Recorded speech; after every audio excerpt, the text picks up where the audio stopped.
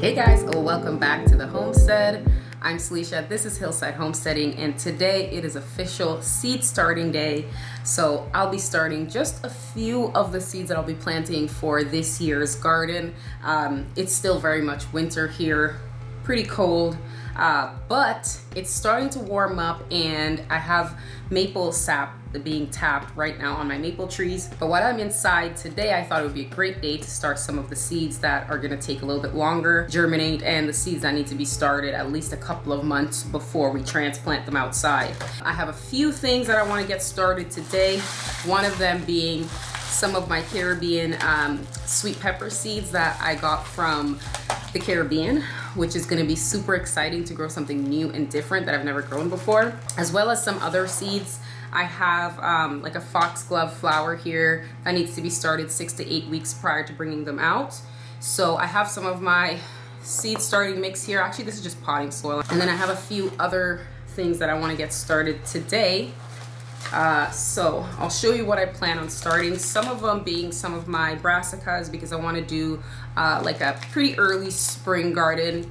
I'm gonna do all of these brassicas though in containers, so I'll be potting them up, putting them in my greenhouse, and I'll be keeping them in there probably by the end of the month. I'm hoping it'll be warm enough to bring them in there, but I want to make sure I get them started in time so that I can harvest these well before my summer garden actually starts going. So there's some purple peacock broccoli, and then I also have some cauliflower or some cabbage here. This one is called the April green cabbage, and I have to also start this 6 to 8 weeks before we bring them out, and this is our 8-week mark right now before my last frost date. My last frost date is at the end of May, so mid-March will be, you know, about 8 weeks, 9 weeks or so.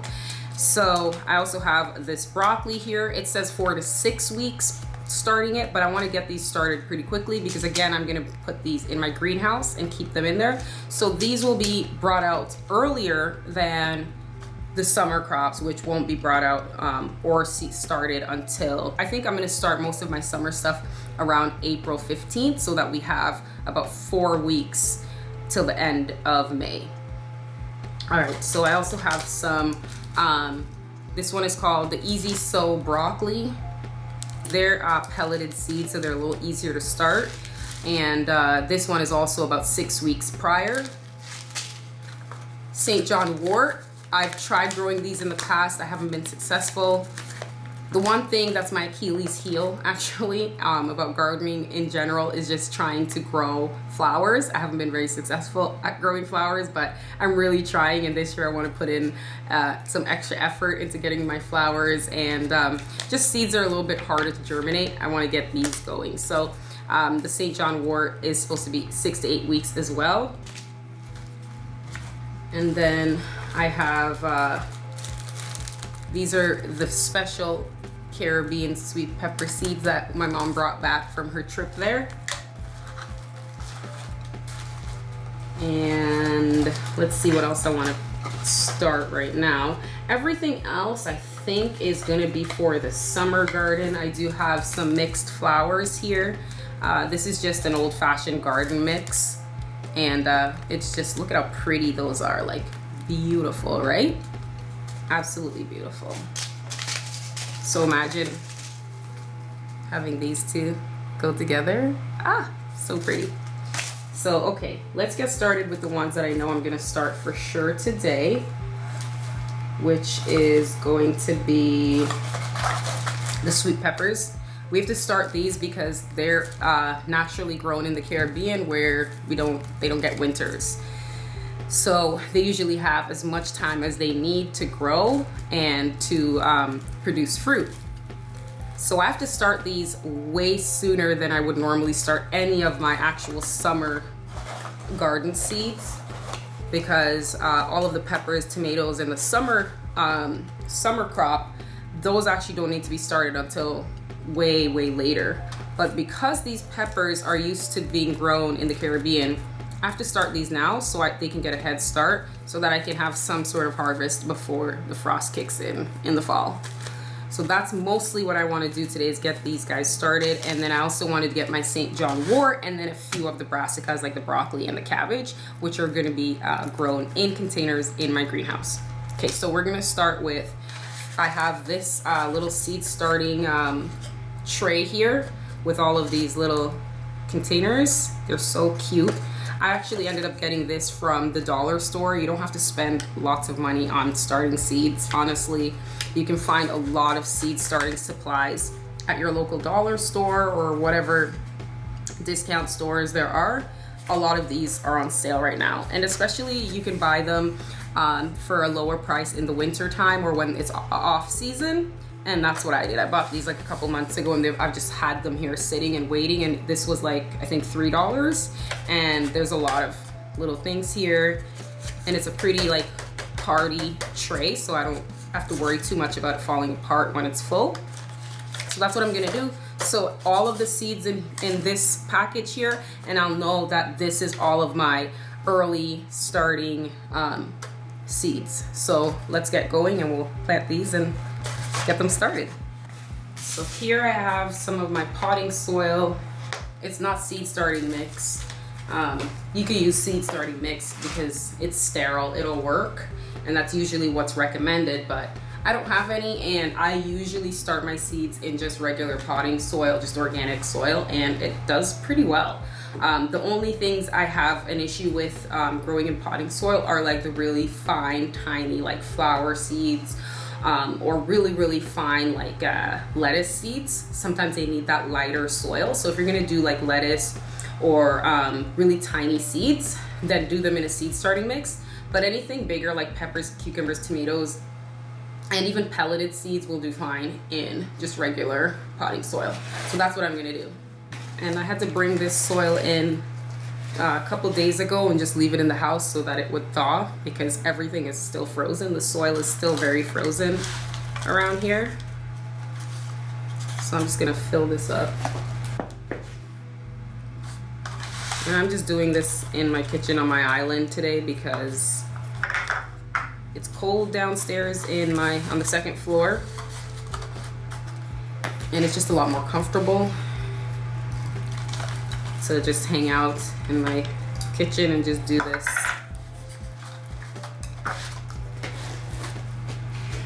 So just filling this up with the mix. And then once I fill this up, I'm going to actually get all of these nice and moist. So I'll just pour some water in here. I like to pre-moisten my soil before planting the seeds. I find that the soil just doesn't move around as much, and it'll just hold the seeds in better if you pre-moisten the soil. So I'm just gonna fill these up real quick.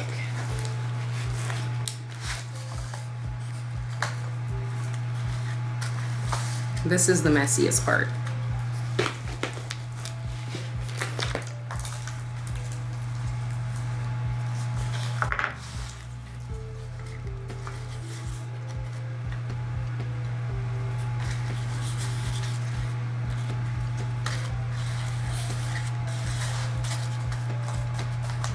Here we go. Now I'm just gonna get some water, moisten these up, and then we'll start dropping the seeds in here.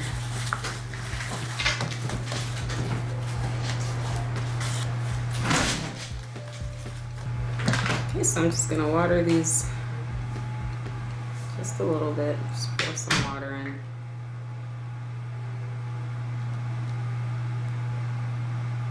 Because if I wait till I plant the seeds and then put it in and then water it, the seeds move around a little too much for my liking. This just creates more of a stable base for them to be in. Okay, and then now I can just backfill with more soil if it sinks in a little bit.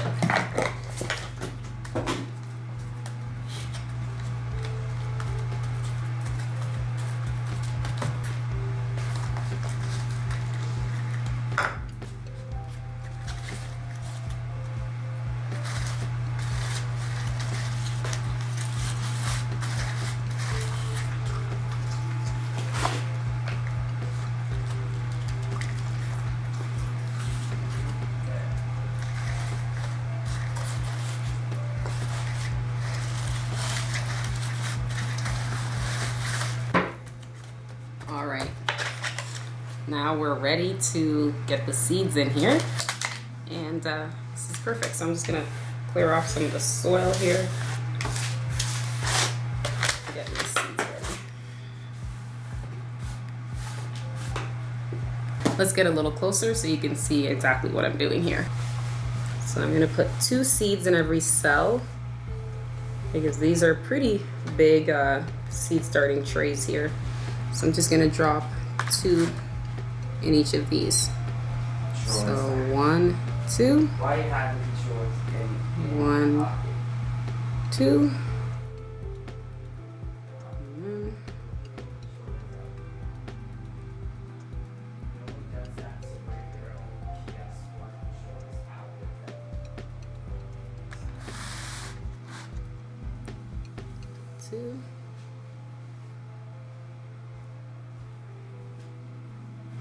There we go. So these 3 cells on each side, so we have 6 cells. And I'm just gonna press it down with my finger a little bit, and then just gonna sprinkle the tiniest bit of soil over it.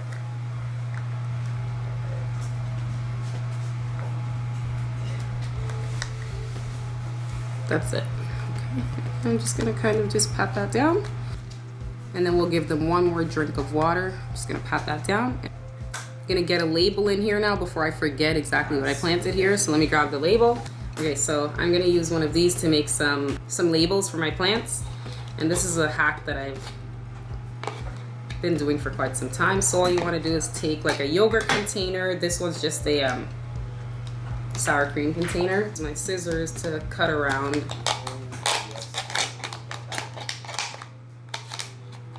And then I'll show you how one can make some plant labels for free. Just cut off the hard upper part. Like that. And now we're gonna cut it down.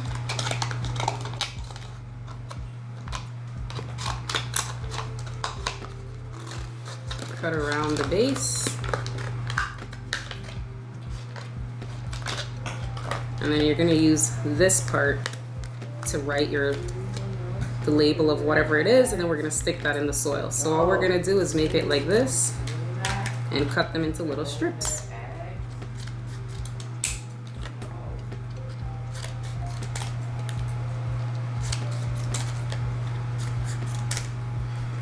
I can make as many as I want, and if you use a yogurt container, they'll be a lot longer, so you can put them in a taller pot or a taller container, whatever it is you're using.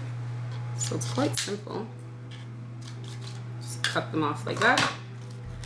Once you have enough, you can just get your permanent marker and you can write on the label exactly what it is, and then we can just stick them in the soil like that. So I'm just gonna write on here that I have peppers up to this point, and I'm gonna put 2 of them in here. Okay, Caribbean pepper.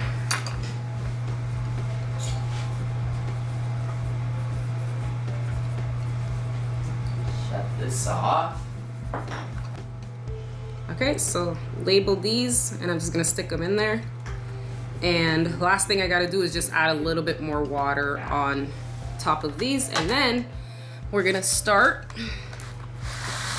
We're gonna go down this row. We're gonna do 4 rows of the foxglove. Open that. What does that say?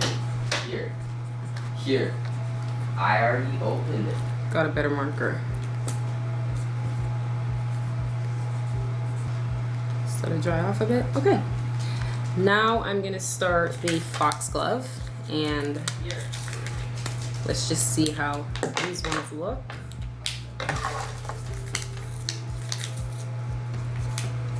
I want to see how small these seeds are. So let's see. Ooh, they're so tiny. You guys, you can probably barely even see that. Look at it. They're so tiny. Okay. I'm just gonna sprinkle it down the back end here because my peppers ended up until this one, and I have this 4 back rows. So I'm just gonna kind of lightly sprinkle them And I'm gonna put more in each cell than I know I'm gonna need because I want to make sure I have a good germination rate, and I don't there we go. There's still quite a few in there, but I have like at least 15 or so seeds in each one. They're so tiny though. Okay, so I'll just make a little label for it. So, foxglove, and I'm gonna put it on the back ones so I know they're here. And another one.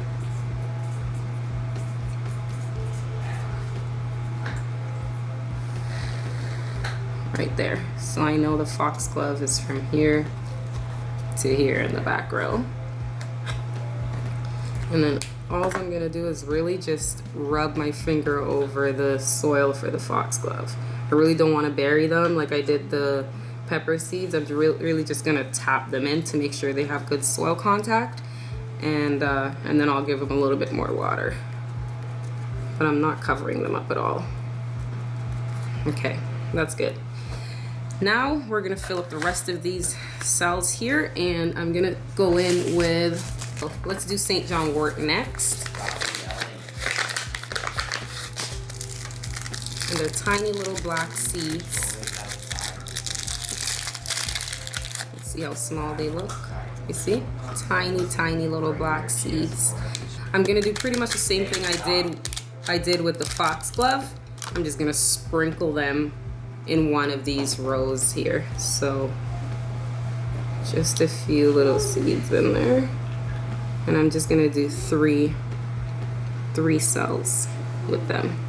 Again, just gonna gently just tap it in. I'm not gonna cover the St. John wort seeds at all.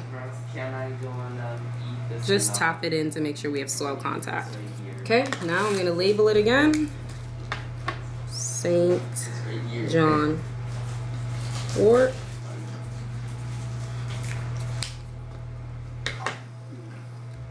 And I have it going down this way. Okay, now these two, I'm gonna do broccoli and cabbage. What I'm gonna do is try to finish off some of my old seed packets here. So I'm just gonna go in with the purple peacock broccoli, and I'm gonna try and let's see how many seeds we have. Actually, we have quite a few, so I don't have to plant all of these right now. I have quite a few of these. So I'm just gonna do like 3 in each of these cells. 1, 2, 3, 1, 2, 3. Let's do 4. Because I can always separate these and put them into different containers once they're ready to. Okay, so I have 4 of those. So right here, purple peacock broccoli.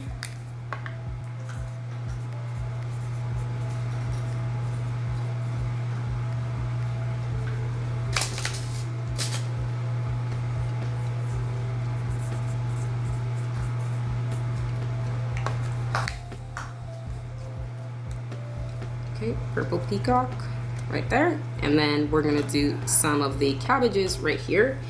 And we are good to go for now. And I'm gonna do about 4 in each cell. Again, these are pretty large, like seed starting trays. So you can do 3 or 4 seeds in there. And then once you go to thin them out, you can just transplant each of these into their own container. So I'm gonna do 4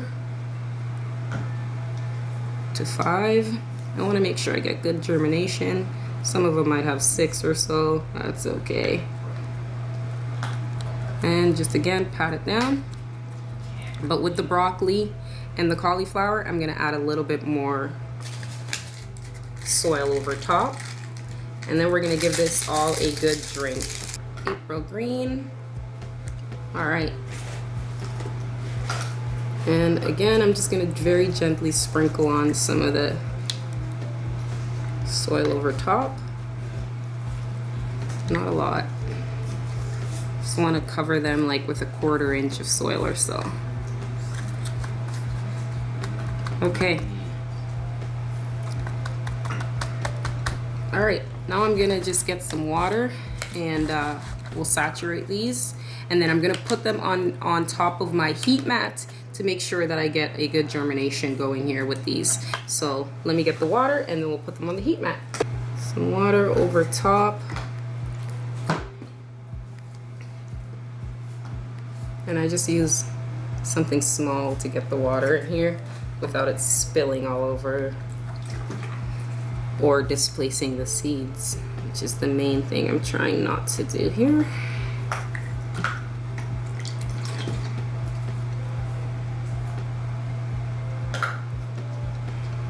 Okay. All right. That looks pretty good to me. So now we have St. John wort. We have two types of flowers. We've got one type of flower, the foxglove. We have cabbages, broccoli, and peppers. Very special pepper, mind you. We're good to go. We made our own plant labels as well. That's it, guys. Super simple to start your own seeds, and it doesn't have to cost too much money either. Again, I got this just from the dollar store, and it's a really nice seed starting tray set. So pretty much this is it. I'm just gonna keep these on the heat mat. Soon as they start sprouting up, I'm gonna actually turn on my light because I do have a light. You have to have a light for your seeds. So as soon as they come out of the ground, you wanna make sure you get a light on top of them and keep the light pretty close to the seeds, you know, just a couple of inches away or they'll stretch. And that's pretty much it. We're on our way to having a awesome spring garden, and I can't wait to get started on my summer seeds. But for now, this will do. It'll tickle my gardening spirit, so I'm really excited. I can't wait to try these special Caribbean peppers because that's going to be so cool to grow these really exotic peppers. All right, guys, well, now I'm going to put these on the heat mat and get the light on it, and I'll let you know when I see some sprouts. So here's my heat mat. I have it plugged in. And it's nice and warm now. It's gonna start warming up these seeds, and we should start getting germination in a few days. Some of it will take a little bit longer to germinate, but we'll just wait and see how many we get, and then we are ready to go, guys. It's as simple as it is. I have growing in my window here, just some plants and then some herbs. My sweet potato slips. Remember, guys, I showed you how to start the sweet potato slips a little while ago, a few weeks ago now, and these are, look at how much bigger they are. So this is what you're looking for when you want to start your sweet potato slips. And then you also, what you have to do now is snip these off. Like, you just literally just break them off, and then you'll put them in back in the same jar with the water, and then they'll start to put out roots, just like the roots you see in here. And then that's what you plant into the garden. So I put another sweet potato in here, and you can already see some little nodes starting to form because I'm gonna start getting more slips out of that. This was the turmeric that we planted. So it's still doing its thing here. This is the basil. This is the thyme. But as for now, that's pretty much it. Thanks for watching, and I'll see you in the next one. Stay peaceful.